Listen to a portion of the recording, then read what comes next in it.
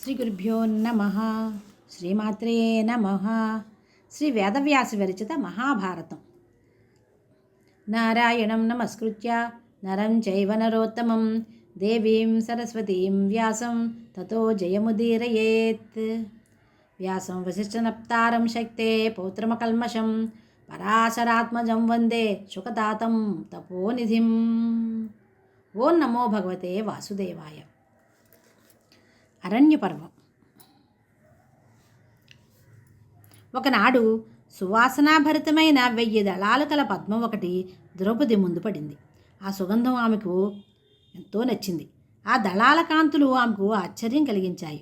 కొద్ది క్షణాలు ఆ పుష్ప సౌందర్యాన్ని అవలోకిస్తూ సుగంధాన్ని ఆస్వాదించి భీమసేనుని సమీపించి, ఆర్యపుత్ర, మనం కామికవనంలోని ఆశ్రమానికి ఇటువంటి పుష్పాలతో వెళ్లాలని ఉంది. వీటిని ధర్మరాజు కానుకగా ఇవ్వాలని నా కోరిక అనడంతో భీమసేనుడు ధనుర్బాణధరుడై ఈశాన్య దిశగా ప్రయాణమయ్యాడు. సప్తవర్ణధాతు శోభతో అలరారే గంధమాదను అధిరోహిస్తున్నప్పుడు భీముని శరీరానికి చల్లని గాలులు సోకి ఆశ్వాసనిస్తున్నాయి. పుత్రగాత్ర పరిష్వంగం తండ్రికి కలిగించే ఆనందం ఎటువంటిదో పితృపరిష్వంగం భీమసేనుడికి అవగతమైంది. ఎందుకంటే భీమసేనుడు వాయుదేవుని అంశతో పుట్టినవాడు. ఎదురుగా గిరిశిఖరం మీద సహస్రదళ శోభతో సువాసనలతో సౌగంధికాలు కనిపిస్తున్నాయి. అంటే అటు ఉందేమోనని అటే సాగుతున్నాడు. ఒక్కోసారి అతను భీకరంగా గర్జిస్తుంటే ఆ కొండ గుహలలో విశ్రాంతి తీసుకుంటున్న క్రూర మృగాలు అదిరిపడుతున్నాయి. అతని పదఘట్టనలకు పర్వతం దద్దరిల్లుతోంది.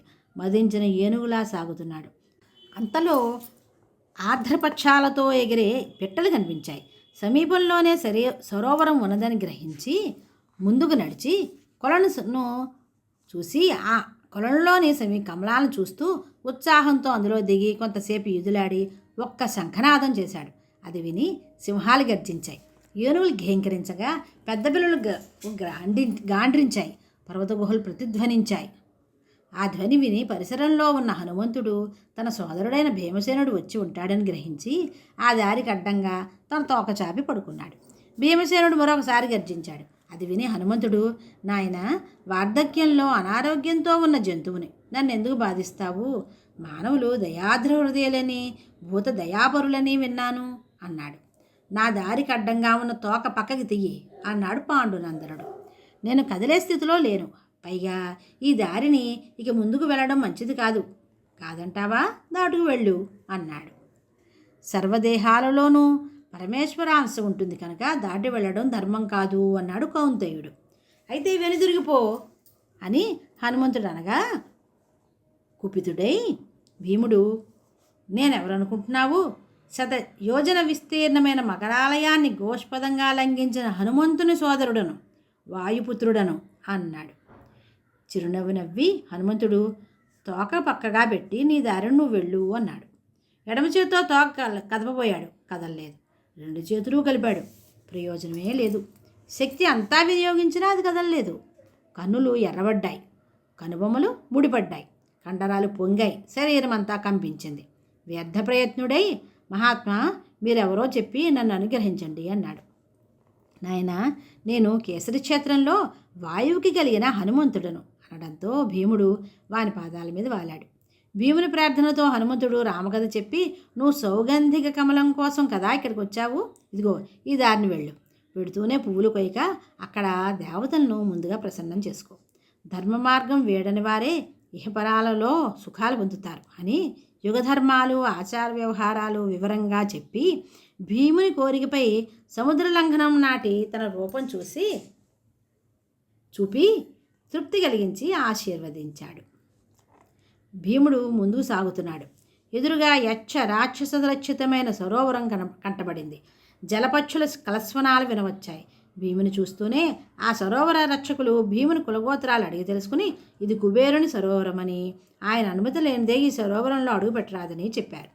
పర్వతాల మీద కురిసిన వాన ఆ నీరు చేరని సరోవరం. దీని మీద కుబేరుడు అధికారం ఏమిటి అంటూ సరోవరంలో దిగుతుంటే వారు అడ్డురాగా ఒక్కొక్కరినే విసిరేశాడు. అది విని కుబేరుడు భీమునికి అడ్డు వెళ్ళవద్దని చెప్పాడు. సౌగంధిక కమలాలు తీసుకుని బయలుదేరే సమయానికి ప్రచండ వాయువు కుంభవృష్టి ప్రారంభమయ్యాయి. మృగపక్షి సంతతులు రోదించాయి. ఆకాశం ఎర్రబడింది. అంతలో అంధకారం ఆవరించింది.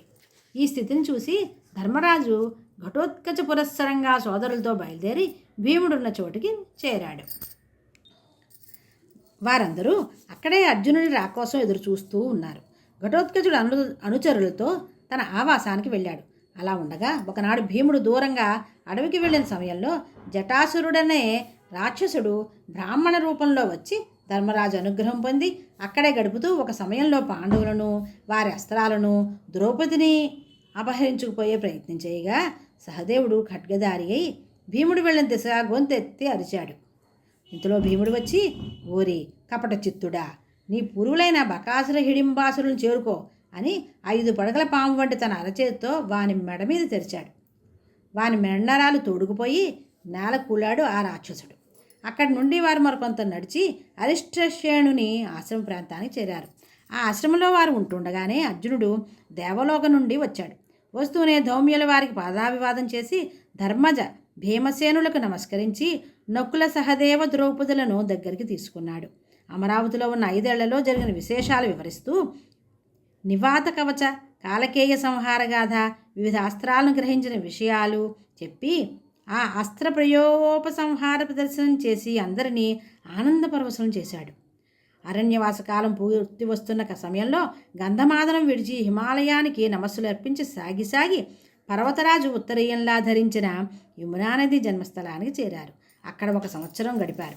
ఒకనాడు భీముడు పర్వత గుహలలో సంచరిస్తూ ఒక కొండ చిలువకు చిక్కి దాని పట్టు వదులుచుకోలేక ఉక్కిరిబిక్కిరవుతుండగా ధర్మరాజు వచ్చి ఆశ్చర్యపడి ఆ అజగరం అగస్త్య శాపంతో బాధపడుతున్న నహుషుడని తెలుసుకొని అది అడిగిన ప్రశ్నలకు సమాధానమిచ్చి భీముని విడిపించుకుని వచ్చాడు. స్వస్తి. శ్రీకృష్ణ శరణం మమ.